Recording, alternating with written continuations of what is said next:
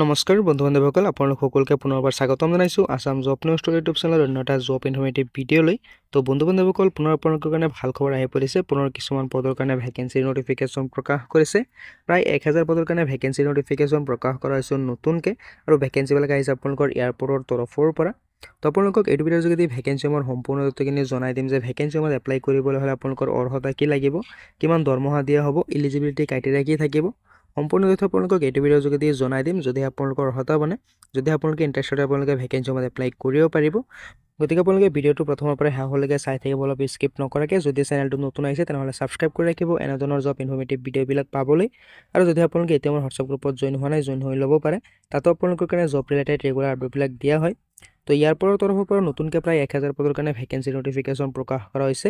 তো যদি আপোনালোকে ইণ্টাৰেষ্টেড হয়, যদি আপোনালোকৰ অৰ্হতা বনে, আপোনালোকে পোষ্টসমূহত এপ্লাই কৰিব পাৰিব। তো প্ৰথমতে আপোনালোকে ভেকেঞ্চিসমূহৰ অভাৰভিউটো চাই লওক, ভেকেঞ্চিসমূহৰ ফুল ডিটেইলছখিনি আপোনালোকে ভালদৰে চাই লওক। তো বন্ধু-বান্ধৱসকল, নতুনকৈ যিকেইটা ভেকেঞ্চিৰ নটিফিকেশ্যন প্ৰকাশ কৰা হৈছে এয়াৰপৰ্টৰ তৰফৰ পৰা, তো আপোনালোকে ভেকেঞ্চিৰ অভাৰভিউটো চাব পাৰে যে এয়াৰপৰ্ট অথৰিটি ইণ্ডিয়াৰ তৰফৰ পৰা আপোনালোকৰ কাৰণে ভেকেঞ্চিৰ নটিফিকেশ্যন প্ৰকাশ কৰা হৈছে। জুনিয়ৰ এক্সিকিউটিভ পদৰ কাৰণে ভেকেঞ্চিৰ নটিফিকেশ্যন প্ৰকাশ কৰা হৈছে 976টা পদৰ কাৰণে। তো প্ৰথমতে আপোনালোকে ভেকেঞ্চিসমূহৰ সম্পূৰ্ণ ডিটেইলছখিনি ভালদৰে চাই লওক, ভেকেঞ্চিসমূহৰ অভাৰভিউটো আপোনালোকে ভালদৰে চাই লওক। যদি আপোনালোকৰ অৰ্হতা বনে, যদি আপোনালোকে ইণ্টাৰেষ্টেড হয়, আপোনালোকে ভেকেঞ্চিসমূহত এপ্লাই কৰিব পাৰিব। তো আপোনালোকে চাব পাৰে যে এয়াৰপৰ্ট অথৰিটি ইণ্ডিয়াৰ তৰফৰ পৰা ভেকেঞ্চিখিনি আহিছে। জুনিয়ৰ এক্সিকিউটিভ পদৰ ভেকেঞ্চি আছে 976টা পদৰ কাৰণে ভেকেঞ্চিৰ নটিফিকেশ্যন প্ৰকাশ কৰা হৈছে। আপোনালোকে ডিচিপ্লিনাছ নাম্বাৰ অফ ভেকেঞ্চিটো চাব পাৰে যে আৰ্কিটেক্টৰ কাৰণে আছে 11টা পদৰ ভেকেঞ্চি, চিভিল ইঞ্জিনিয়াৰৰ কাৰণে আছে 199টা পদৰ ভেকেঞ্চি, ইলেক্ট্ৰিকেল ইঞ্জিনিয়াৰৰ কাৰণে আপোনালোকে চাব পাৰে যে 208টা পদৰ ভেকেঞ্চি আছে, ইলেক্ট্ৰনিক্সৰ কাৰণে আছে 527টা পদৰ ভেকেঞ্চি, আৰু ইনফৰমেশ্যন টেকনলজিৰ কাৰণে আছে 31টা পদৰ ভেকেঞ্চি। তো ডিচিপ্লিনাছ নাম্বাৰ অফ ভেকেঞ্চিটো ভগাই দিয়া হৈছে, টোটেল ভেকেঞ্চি দিয়া হৈছে 976টা পদৰ কাৰণে। তো যিকেইটা ভেকেঞ্চি আছে, ভেকেঞ্চিৰ চেলাৰীটো আপোনালোকে চাব পাৰে যে 40,000 টকাৰ পৰা আপোনালোকক 1,40,000 টকালৈকে দিয়া হ'ব পাৰ মান্থ হিচাপে। লগতে আপোনালোকৰ গ্ৰেড পেও থাকিব। তো যথেষ্ট ভাল পৰিমাণৰ চেলাৰী আপোনালোকক দিয়া হ'ব ভেকেঞ্চিসমূহৰ কাৰণে। যদি আপোনালোকে ইণ্টাৰেষ্টেড হয়, যদি আপোনালোকৰ অৰ্হতা মানে, আপোনালোকে ভেকেঞ্চিসমূহত এপ্লাই কৰি ল'ব পাৰে। তো ভেকেঞ্চিসমূহত এপ্লাই কৰিবলৈ হ'লে আপোনালোকে শিক্ষাগত অৰ্হতাটো চাব পাৰে যে আপোনালোকে আৰ্কিটেক্সাৰ নাইবা চিভিল ইঞ্জিনিয়াৰিং নাইবা আপোনালোকে ইলেক্ট্ৰিকেল ইঞ্জিনিয়াৰিঙত বেচেলৰ ডিগ্ৰী কমপ্লিট কৰা হ'ব লাগিব। অৰ্থাৎ যদি আপোনালোকে ইঞ্জিনিয়াৰিং ডিগ্ৰী কমপ্লিট কৰিছে নাইবা ইঞ্জিনিয়াৰিং ডিগ্ৰীৰ ফাইনেল ইয়েৰত আছে, আৰ্কিটেক্সাৰ হওক, চিভিল ইঞ্জিনিয়াৰিং হওক, ইলেক্ট্ৰিকেল ইঞ্জিনিয়াৰিং হওক, তেনেহ'লে আপোনালোকে কিন্তু ভেকেঞ্চিসমূহৰ কাৰণে এলিজিবল হয়, আপোনালোকে ভেকেঞ্চিসমূহত এপ্লাই কৰিব পাৰিব। তো যদি আপোনালোকে ইণ্টাৰেষ্টেড হয়, যদি আপোনালোকৰ অৰ্হতা মানে, আপোনালোকে ভেকেঞ্চিসমূহত এপ্লাই কৰিব পাৰে।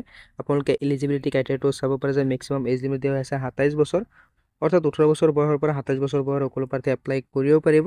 লগতে আপোনালোকে চিলেকশ্যনো পাই যাব, য'ত আপোনালোকে চাব পাৰে যে OBC এনচিলৰ কাৰণে আছে 3 বছৰ, SC/ST কেণ্ডেডেটৰ কাৰণে আছে 5 বছৰ, আৰু PWD কেণ্ডেডেটৰ কাৰণে আছে 10 বছৰৰ চিলেকশ্যন। তো যদি আপোনালোকে ইণ্টাৰেষ্টেড হয়, যদি আপোনালোকৰ অৰ্হতা বনে, আপোনালোকে ভেকেঞ্চিসমূহত এপ্লাই কৰিব পাৰে। এপ্লাই কৰিবলৈ হ'লে আপোনালোকে এপ্লিকেশ্যন ফিজ এটা দিব লাগিব। জেনেৰেল, OBC আৰু EWS কেণ্ডেডেটে 300 টকা এপ্লিকেশ্যন ফিজ দিব লাগিব। অন্যান্য কেণ্ডেডেটে কোনো ধৰণৰ এপ্লিকেশ্যন ফিজ দিব নালাগে। কেৱল জেনেৰেল, OBC আৰু EWS কেণ্ডেডেটে 300 টকা এপ্লিকেশ্যন ফিজ দিব লাগিব। তো যদি আপোনালোকে ভেকেঞ্চিসমূহত এপ্লাই কৰিম বুলি ভাবি আছে, আপোনালোকে ভেকেঞ্চিসমূহত এপ্লাই কৰিব পাৰে। যদি আপোনালোকে ইণ্টাৰেষ্টেড হয়, যদি আপোনালোকৰ অৰ্হতা বনে, এয়াৰপৰ্ট অথৰিটি অফ ইণ্ডিয়াৰ অফিচিয়েল ৱেবছাইটত আপোনালোকে ভেকেঞ্চিসমূহত এপ্লাই কৰিব লাগিব। তো অফিচিয়েল ৱেবছাইটৰ লিংকটো মই ভিডিঅ' ডিছক্ৰিপশ্যনত নাইবা হোৱাটছআপ গ্ৰুপত দি দিম, তাৰ পৰা চাই আপোনালোকে ভেকেঞ্চিসমূহত আবেদন কৰিব পাৰিব। তো যদি আপোনালোকে ইণ্টাৰেষ্টেড হয়, যদি আপোনালোকৰ অৰ্হতা বনে, আপোনালোকে ভেকেঞ্চিসমূহত এপ্লাই কৰি ল'ব। তো যিকেইটা ভেকেঞ্চি আছে, ভেকেঞ্চিসমূহত এপ্লাই প্ৰক্ৰিয়াটো আপোনালোকে চাব পাৰে যে 28 আগষ্টৰ পৰা আৰম্ভ হৈ যাব। এপ্লাই কৰাৰ অন্তিম তাৰিখ আপোনালোকে চাব পাৰে যে 27 ছেপ্টেম্বৰ। তো বহুত দিন সময় আছে ভেকেঞ্চিসমূহত এপ্লাই কৰিবৰ বাবে। তো যদি আপোনালোকে ইণ্টাৰেষ্টেড হয়, যদি আপোনালোকৰ অৰ্হতা বনে, আপোনালোকে ভেকেঞ্চিসমূহত এপ্লাই কৰিব পাৰিব। ভেকেঞ্চিসমূহত এপ্লাই প্ৰক্ৰিয়া যিহেতু 28 তাৰিখৰ পৰা আৰম্ভ হৈ যাব, তো আপোনালোকৰ লিংক যিটো আছে এপ্লাই প্ৰক্ৰিয়াৰ লিংকটো আপোনালোকৰ 28 তাৰিখে এক্টিভ কৰা হ'ব। আৰু অফিচিয়েল নটিফিকেশ্যন আপোনালোকে এতিয়া হোৱাটছআপ গ্ৰুপত পাই যাব, তাৰ পৰা আপোনালোকে চাই ল'ব পাৰিব। তো এইকেইটা আছিলে ভেকেঞ্চিৰ ডিটেইলছ। আপোনালোকক জনাই দিলোঁ যে এয়াৰপৰ্টৰ তৰফৰ পৰা ভেকেঞ্চিৰ নটিফিকেশ্যন প্ৰকাশ কৰা হৈছে। প্ৰায় 1000 পদৰ কাৰণে ভেকেঞ্চিৰ নটিফিকেশ্যন প্ৰকাশ কৰিছে এয়াৰপৰ্টৰ তৰফৰ পৰা।